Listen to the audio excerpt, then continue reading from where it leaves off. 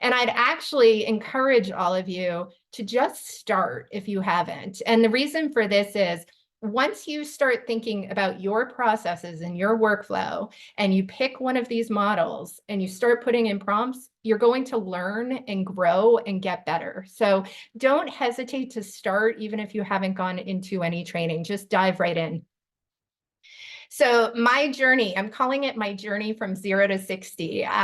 Before all of you joined, Andrew and I were chatting a little bit, and from my perspective, it's remarkable where I've gotten to from beginning of April to now. But what's also so remarkable is how much I feel like I still don't know about these models. So I'm at like a 60. I've learned enough to understand how I'm going to start working with the models, but there's still so much to learn. I'll talk a little bit about my journey now after this little week-long boot camp with Andrew, some of the other training and the things that I'll be wanting to learn.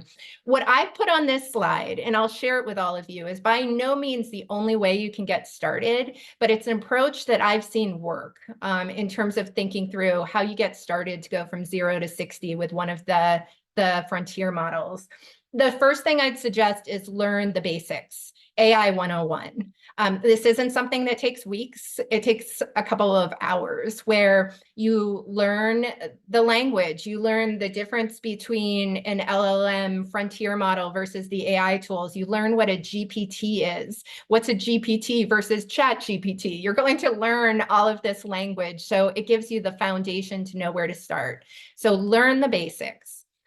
Then next step, as researchers, if you are conducting qualitative research in-house, you'll want to consider the specific process you use for your research and think through your process today, because once you think through what your process is today, you can start pinpointing areas where you want to start playing with the models. So consider your research processes and evaluate where and what opportunities you hypothesize the models can help you with.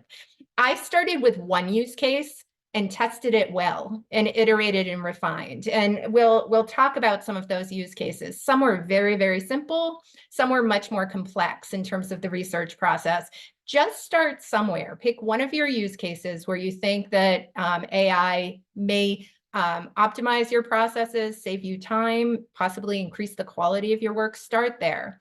I suggest there's so much discussion about prompting. I think that was the biggest hurdle for me when I first started thinking about exploring AI was how much do I have to know about conversational prompting versus structured prompting, and would it really influence and impact the output I got? What I've learned is just by starting with conversational prompts, what do I mean by that? You, with your regular language, asking these models to do something, just by starting there, you're going to learn a ton and get a wealth of valuable output.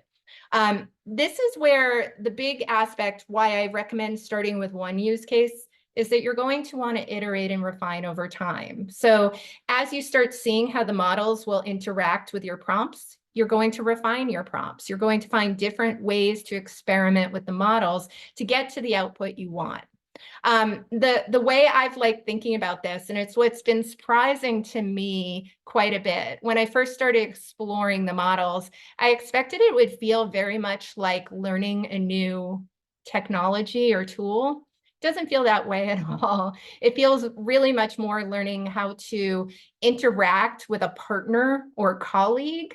It's a conversation. So the one spin, and this is also another excellent tip I got from Ethan Mollick's book, is think about your journey with LLM and these models more as a conversation with a partner who's a piece of your puzzle. And that's really helped me as I'm having these conversations. As you learn and grow, it's in essence, we're not thinking of these tools as people, but you're building a way of interacting with these models over time. And that's been a really great way for me to think about this